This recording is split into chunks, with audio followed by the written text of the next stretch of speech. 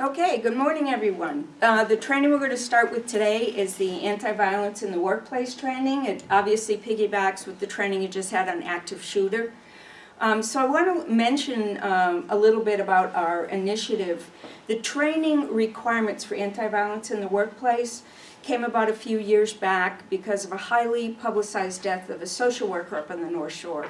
And what occurred with that was kind of unique was that OSHA was highly involved with the audit of that program, a very well-known program. And they were in the behavioral health organization for over a year and a half. And the CEO of the organization, who's still very well known on the state and national level, felt it was really important to go out and speak on the state level for behavioral health organizations and to tell them what they had learned and sort of spread the information. So to make a long story short, it was something that was unfortunate the way it started, but now every state and federally funded agency and working in behavioral health is required to have anti-violence training. So here you are, okay? Subsequent to that, some of it may be done site-specific after that, or you may have access to DVDs or videos or watching others through online supports. So, tell me if I'm off. You guys have to help me out. I should have a little circle here. All right, so a lot of the demands working in behavioral health has changed. Clients coming in are really complicated, complex, have a lot of needs. And there's a lot of trauma with our client base. On pretty much 80 to 90% of our clientele have trauma histories on a spectrum. And because of that, we also have, in addition, or because of, a lot of psychiatric diagnoses, mental health diagnoses. Sometimes people will think of High Point and they'll say, oh my gosh, they do addictions, and we just don't do addictions, but a lot of that goes hand in hand. And because there's been a lot of decentralization of psychiatric hospitals over the years, a lot of clients that really need some extra support are entering our facilities. And I'm sure some of you have seen this. I mean, when I started way back, everything I say is way back, when I started way back, once in a while we get a true blue alcoholic, and we don't see them anymore. We see clients coming in with lots of medication, multiple diagnoses, and a lot of unresolved grief and loss and anger. So we have to be careful. So I ask a lot of questions, but I'll just ask the raising hands at this point. How many people here have been threatened, seriously threatened, or violated by a client or former client? Just raise hands, okay? All right, it depends on the population. Could be someone under the influence, could be someone in a psychotic break, depends on the population you've worked with, okay? And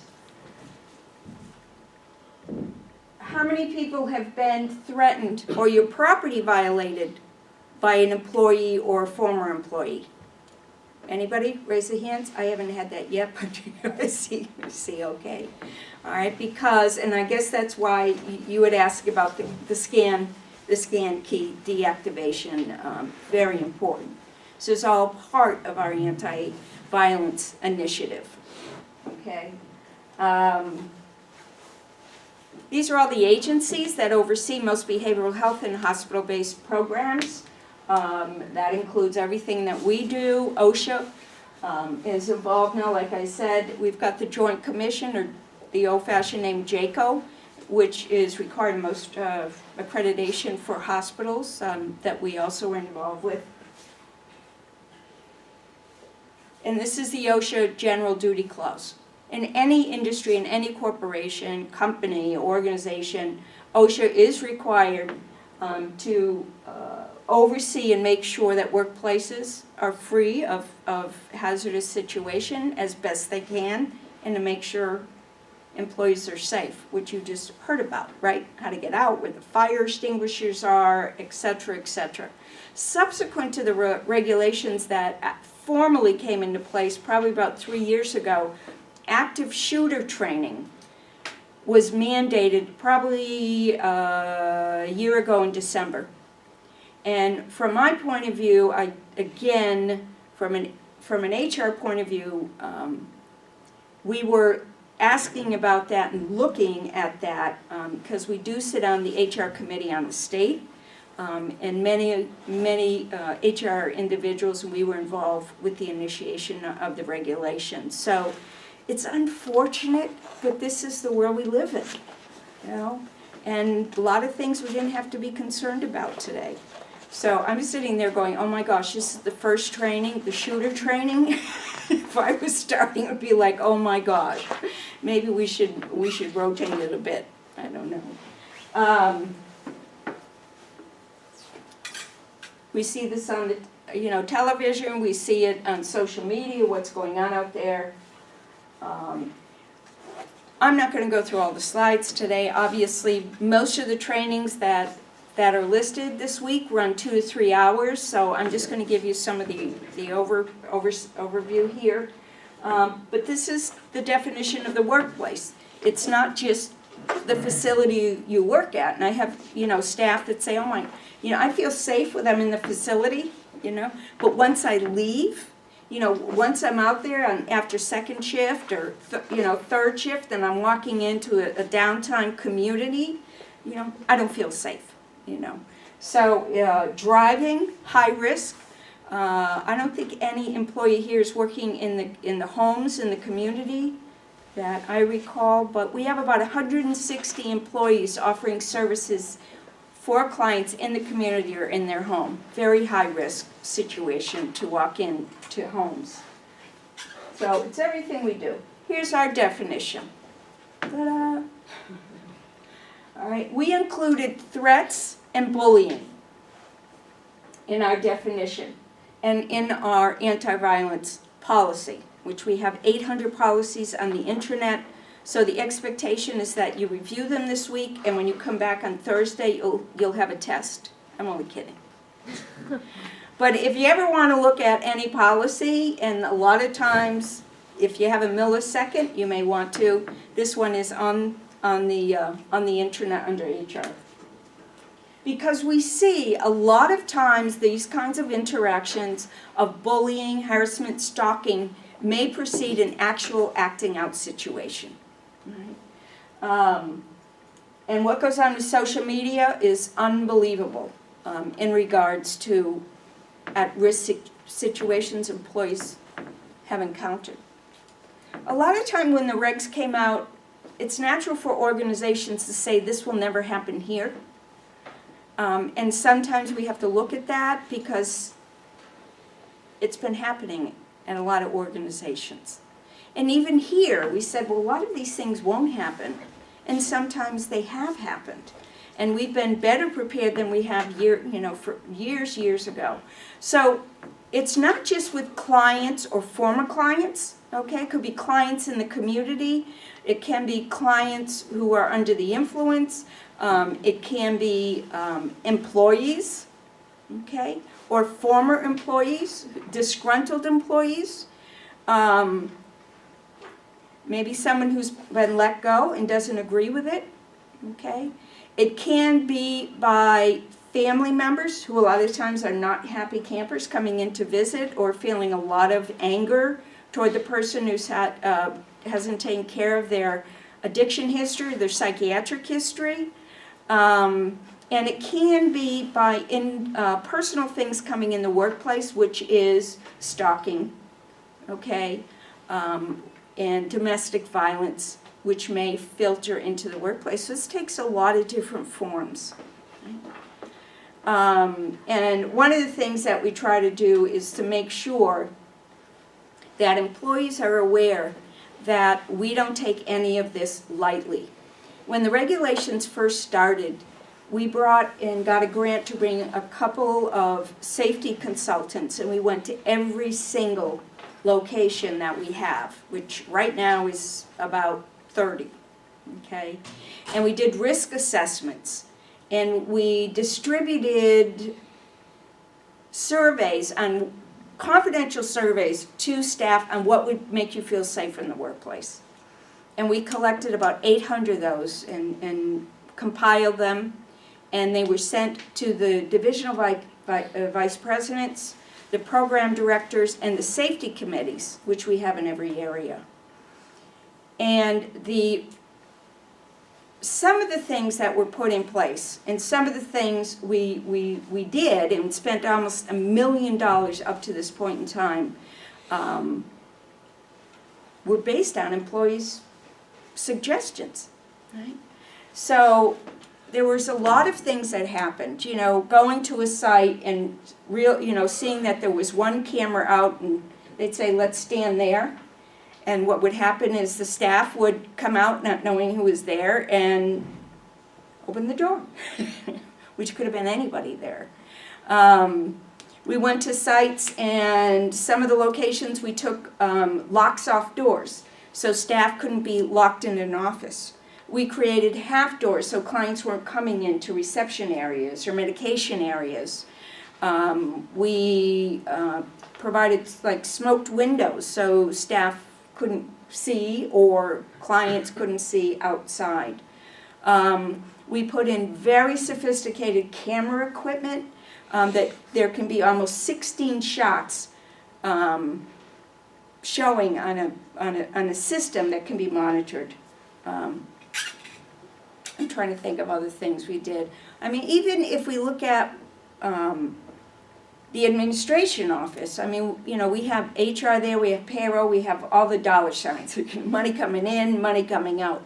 And, I mean, it used to be HR and payroll, I mean, if employees had any problems or questions or were in conflict, it was an open door, we'll help you out. And now, staff have to go through 3 locked doors, a combination lock, and you have to have an appointment with any of us. And that's sad, but that's what's happened. Anyone coming in to any site or coming into administration and is asking for an employee or calls us, we will not say an employee works for us. We will not say where they work for us, because we want employees to be safe, because we don't know who's really calling. We had a situation a couple of weeks ago, and the receptionist handled it very well. Someone came in and said, you know, I need to drop these keys off for my spouse or what have you. And so the receptionist said, well, you know, like we can't confirm or deny, not in those terms, but give me a second. Because that may be the last person the staff person wants coming in that door. See what I'm saying?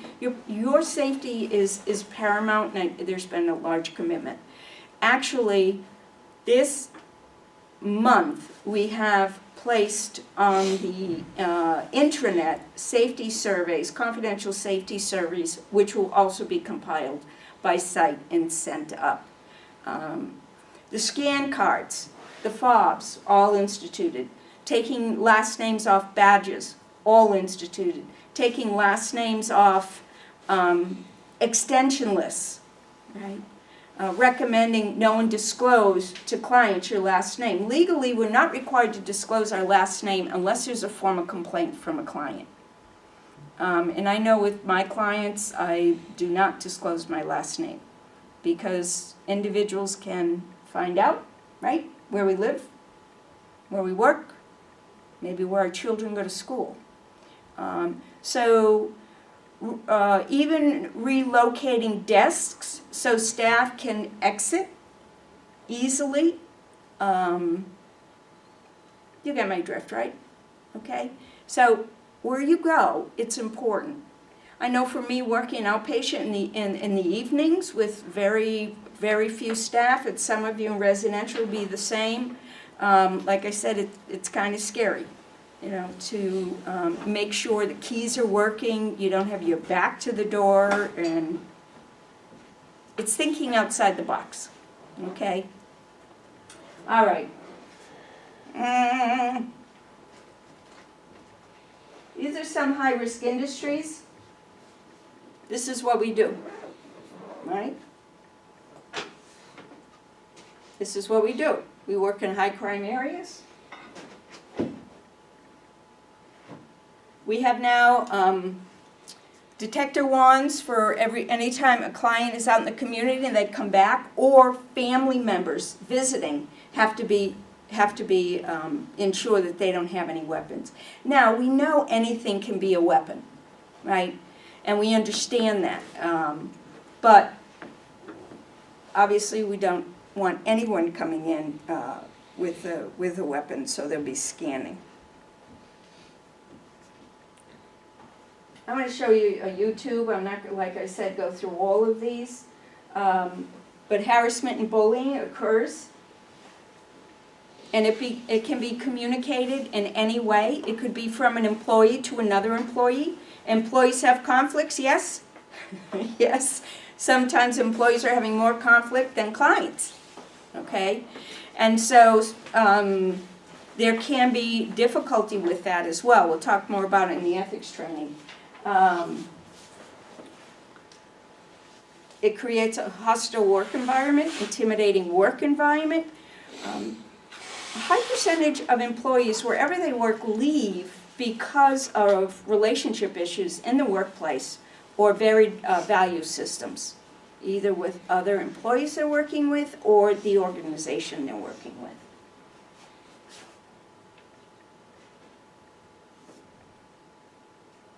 And I like this. It's psychological violence. And it can happen on social media. So one of the things I want to mention is that we have a very in-depth HR policy called the problem resolution policy. Sorry. And we want employees not to leave, obviously. Okay? So if any employee is feeling uncomfortable around statements that are being said, jokes that are being made, staff getting too close, okay, to them, whatever it is that an employee feels uncomfortable with, okay, that usually if you mention it to another employee, it will stop. You know, I'm not feeling comfortable about that, etc., etc. Could be cultural issues. The other thing that occurs if in the problem resolution policy, if it doesn't stop and it maybe increases, in either case, there's a reporting mechanism that employees can use which will initiate a formal investigation. Usually it could occur and be handled by the program director or the site director, or it could be handled from a member of management outside the facility or by human resources. And we will get to the best truth, because everybody's perception is different. If it's something very severe, an employee may be asked not to come into work for a couple days till we complete the investigation. What we do is we confidentially interview as many individuals as we can. It could be clients, it could be staff, it could be clients' family members. And anyone that is interviewed, all of the information is put together with not really specific names in the final report, with recommendations made to the vice presidents as to, is this substantiated, partially substantiated, or not substantiated? And then there would be recommendations for improvement. Now people say, oh my God, I'd never do that. I'd never come forward. And I find, and I have a background working with employee assistance programs, that in behavioral health, people are more reluctant to come forward with those concerns. But if you don't, no one else will. And it's really important. We have quite a few people handling this, and we're always involved with something. Because I know if someone filed a complaint about me, I would want someone to look into this, right, to either discount it. Hopefully I'm not doing anything I shouldn't be doing ethically, but do you see what I'm saying? Because some of this may be rumors. you know. And we don't go with rumors. We want actual facts. We'll look at cameras, we'll do whatever we can. So that's the problem resolution policy. Does that make sense? Because a lot of that can increase, or it could be a client. Could be jealousy. Could be staff that would like to initiate a relationship with someone and it's not happening. Right? So again, there's a sense, well, this will never happen. And we have had situations happen. We've had employees who've threatened to burn down programs. We've had employees who've threatened other employees. They've stalked other employees. They've been at their house uninvited. It's scary stuff. Not a lot, you know, but it's still scary stuff. We have had family members said that they're going to come in and kill. It was actually a father who had reported they were going to come in and kill their son. Right? Now, one of the things is, this was even before we had a lot of training, is this occurred at one campus, never's happened before, never happened again, hopefully not, is we had at one of our campuses law enforcement come in and do like one of those in-service trainings with the staff on what you would do if someone was really threatening with anything. And then about a month after that, they got this call. And law enforcement is the one who will indicate if it's a credible threat or not a credible threat. And thank goodness the receptionist who answered the phone had that, like a checklist they had given her on asking questions. And so when they called law enforcement, they said, we're going to take this as a credible threat. And staff were put in safety, clients were put in safety, because we didn't want to take any risk.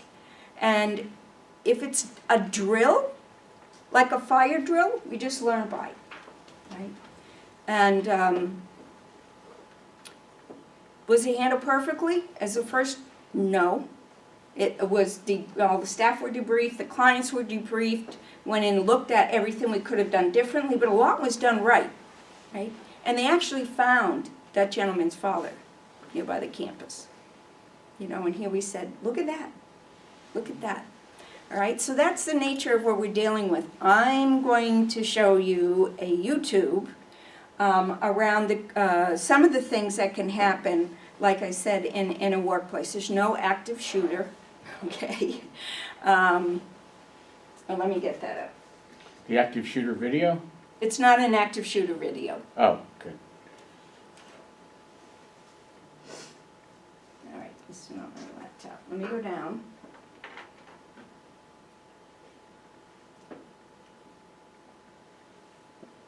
Yeah, we got cyberbullying and everything. Okay.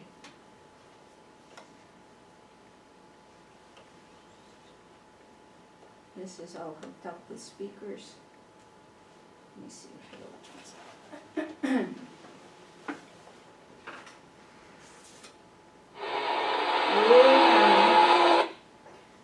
Let me make it big. I don't know with this one because it's really yellow. If somebody could get the other light, it's in the back. I'd appreciate it. I'm not supposed to move.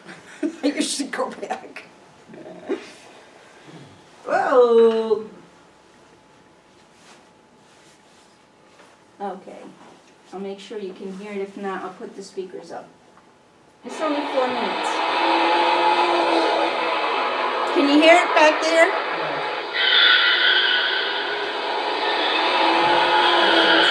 You can't take half of my money. I'm the one who worked for it. You're a lawyer. Do something about it. She's in the house too? What are you, blind? Hey, this was my parking space. Come on, Mark. I got here before you did. Mark, there are plenty of other parking spaces back there. Mind your own business. This is between me and her. Look, you saw me use a turn signal. It's ridiculous to get upset over a parking space.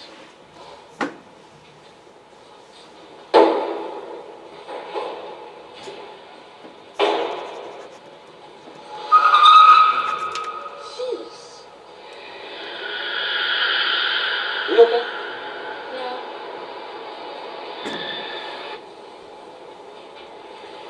Hey. Hey. Hey, Leah. Good morning. Good morning. Well, good luck at that presentation today. Have a good day. So what is eating Mark? He used to be one of the nicer guys around here. I don't know. He's been really difficult to work with lately. The other day in a meeting, I heard he left in a huff, and last week at lunch, okay, I saw it. He totally flipped out because the waitress got his order wrong. Well, I heard he was going through a really messy divorce. Oh, that's no reason to threaten your coworker, you know? We should go to HR. I really don't want to do that. I don't want to spend my whole morning at HR. Hi. Hello. Hey. I heard about what happened in the parking garage. Are you okay? Yeah. Yeah, it's just not a great way to start your morning. No kidding. How did you hear? Office gossip. But don't worry, I will take care of it. Okay? Thank you. No problem. Gotcha. All right. See ya. See ya. Bye. Have a good day. You too. Thanks.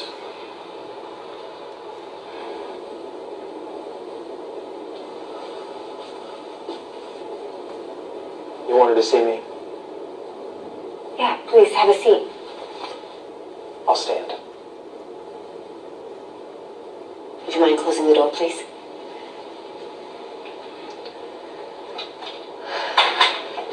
Mark, I heard about the incident today in the parking garage. I have to tell you, there have been some consistent complaints about your aggressive behavior, and that type of behavior is not acceptable here. Do you understand?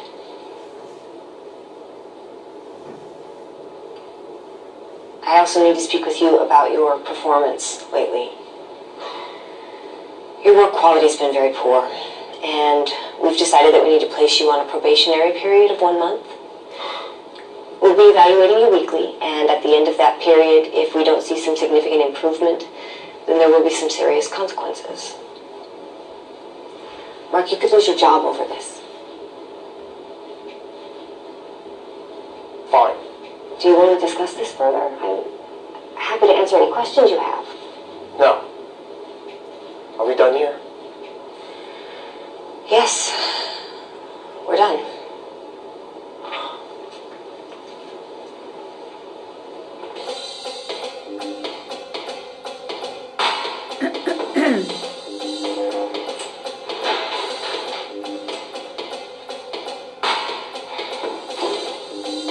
This is it. I can't take this anymore.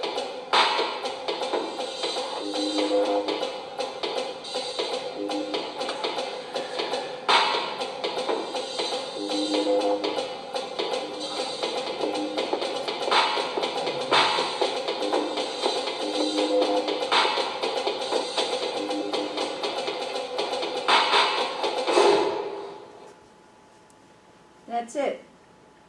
I can't see the escape button. Okay.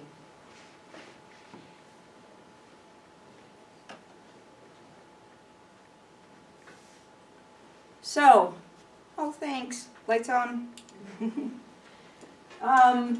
It's short. Okay, don't look at any violence in the workplace, YouTube, so you will never go to work anywhere again.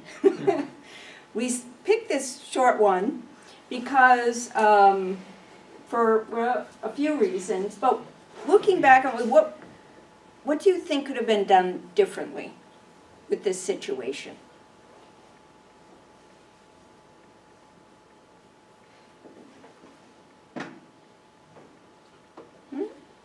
Yeah? He looks like he needed help. Maybe someone could have offered to talk to him or be a friend or recommend counseling or something. Yeah, definitely he needed help. That's a comment. He needed help. And it should have been done way back instead of going to a crisis piece. But we never know. It's like the young lady said, that he's usually a nice guy. He's going through a divorce, but we never know when someone will snap. And no one wants to come to HR or their supervisor because it's going to blow over. But I think that HR manager, I assume, had indicated there has been rumors, which are gossip, which shouldn't even be indicated. As soon as there was any information in regards to a change in the behavior from this employee, this is a change of behavior. It should have been immediately, he should have been called in with a couple of people present, not in a closed door office. And is there anything we can help you with? Maybe refer to the employee assistance programs to get some support, to maybe get clear to come back to work from a professional. But hindsight's 20/20. So I think the organization didn't handle it right, the HR person or manager, whoever, didn't handle it right, and then the employee is in severe crisis, and hey, while you're down and out, I'll put you on probation and maybe you lose your job, okay? So the first time I saw this, I thought he was going to harm her right then and there when the fist happened. So that's enough scare tactics for the morning, okay? So